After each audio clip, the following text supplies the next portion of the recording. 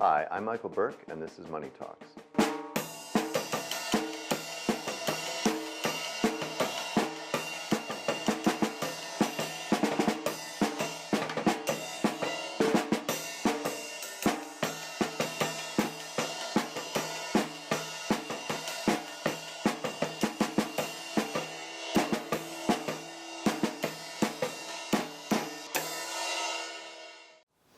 Hi, welcome to Money Talks, but before we talk to our guest Luke Olson today, I have a brief word from our sponsor. Today's show is brought to you by Total Furniture, your friends in the furniture business, where you save 20 to 50% off name brands. Open for to save you more at 8400 75th Street in Kenosha, open Friday through Monday. So we're in the home of Luke Olson today, and you are a young inventor, 21-year-old college student at Whitewater. Show us what you invented. Definitely. What we have here is called Illumicase. Illumicase is a light-up cell phone case that shines through one of two interchangeable pieces, and you can pop these designs out, and you can pop in a new design here, and you can push down on what we like to call the illuminator, which is this little light-up piece up here, and it changes different colors. And you also have a changeable logo. Why don't you show the logo of the bottom piece? Definitely. This is what we call our logo. This is something that says something about you, something that makes a statement about you. Right here we have beauty, beauty within. We also have different ones like fearless, love will find its way, just different statements that are basically your personal branding or what says something about you. And look, what makes it light up besides pressing on it? Definitely.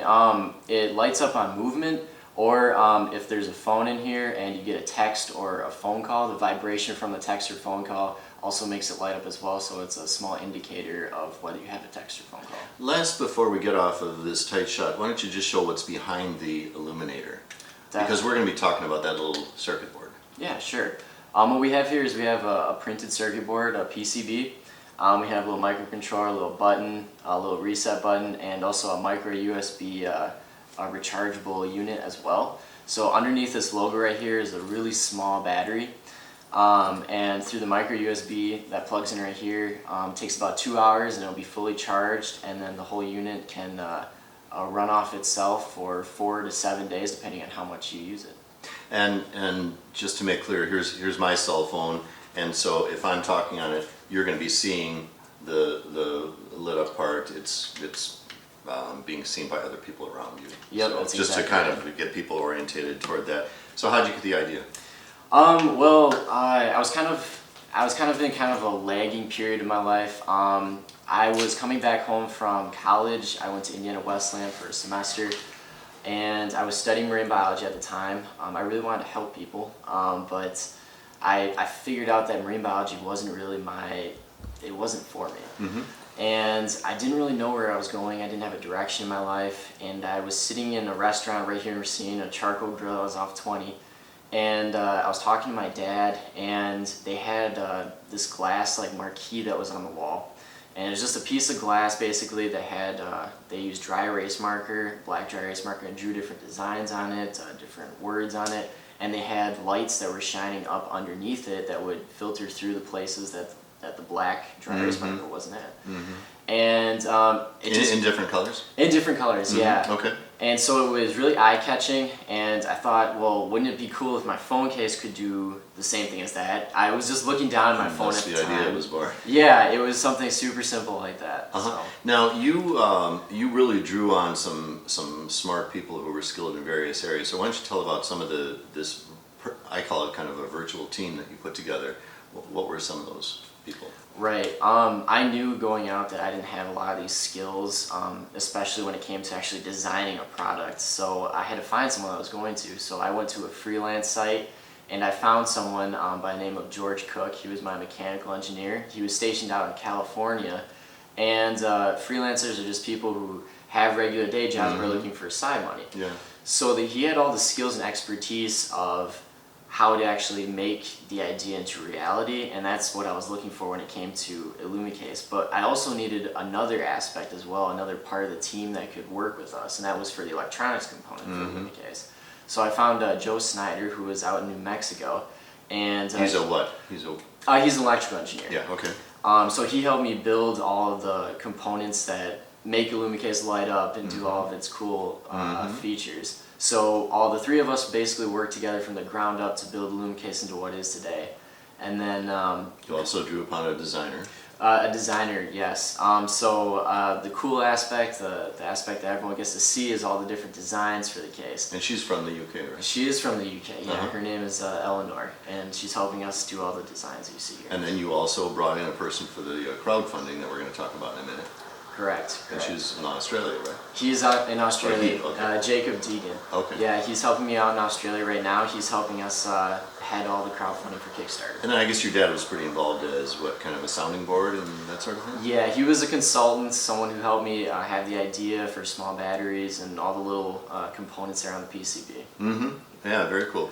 Now, last spring of 2015, you were selected in a competitive process as an entrepreneur to go through the Accelerator. This was the Small Business Administration and Gateway were involved, and there was a third, help me out, there's some other entity that was involved. The SBA? Okay, yeah, the SBA, but it was a 12-week, really intensive sort of process to advance your idea.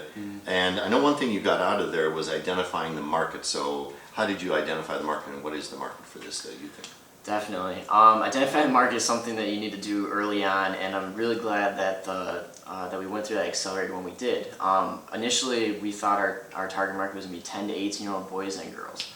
However, what we ended up doing is at first, towards the end, we started going out in front of the store called Charming Charlie's, and we did it out in the one that was out in Kenosha.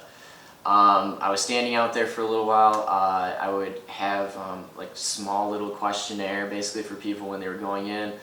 Daughters and their moms were basically who was going into that store, and I would ask. So you had already kind of identified that sort of part of the market.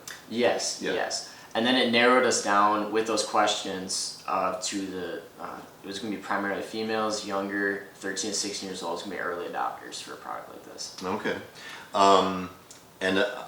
Just mention the pizza party. I thought that was pretty cool too. Yeah, at first, there's a difference between who's going to be buying the case and who's going to be actually using the case. And we thought that maybe we could do both in one. And so I thought maybe it was going to be college students at the time. So I ended up doing a pizza party at UW-Whitewater. We found that wasn't going to be our market, basically. They found it more of as a toy than they did as a case. That was going to protect their phones. So. Yeah. Now you're going to be trying to really give this, sort of supercharge this and get it to the manufacturing stage. You're about to launch a Kickstarter campaign. And I like the fact that all summer long you've basically been working to help your own project along as a pizza delivery guy for Domino's. Yeah, that's been how my summer's been going. And then you're going to keep that up during the semester too. But so how much do you need and for what purpose on Kickstarter? Definitely. We're looking for $30,000. $15,500 is going for the 3 molds that we need for our luminaires, logos, and the cases. And then $14,500 is for our initial inventory. At which you've identified a manufacturer in China, so you're really kind of poised. And we'll mention a little bit more about Kickstarter, or we'll put something on the screen in case people are interested. But how do you... That seems like a really narrow segment. So last question here is, how are you going to expand? Tell about your plan for phase 2. Oh, definitely. We have some good plans. One of the biggest ones I'm excited for is for the designs themselves, doing different licensing deals for big team brands.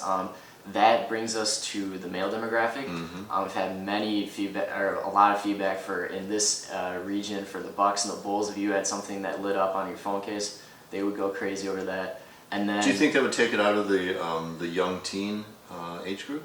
That would, I think, expand the market, not just take it away. And that's really our goal, is to make it from just 13 to 16 years old to bring it to 13 to 21 years old. But what I mean is, not only would it appeal to guys, but would that maybe be now 13 to 17-year-olds or something like that? Do you think would it stretch that age group? Yes. You think so? I think so.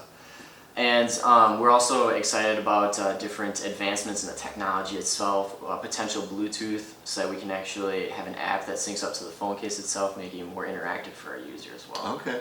All right. Well, lastly, let's mention Kickstarter. Your campaign launches on September 14th. It's going to be a month long. So if people are interested in supporting this, got to act during that time, and we'll put something on the screen that maybe helps them connect with that a little bit. So Luke Olson, good luck with Illumicase. Why don't you show that, just pick it up and make it light up one more time.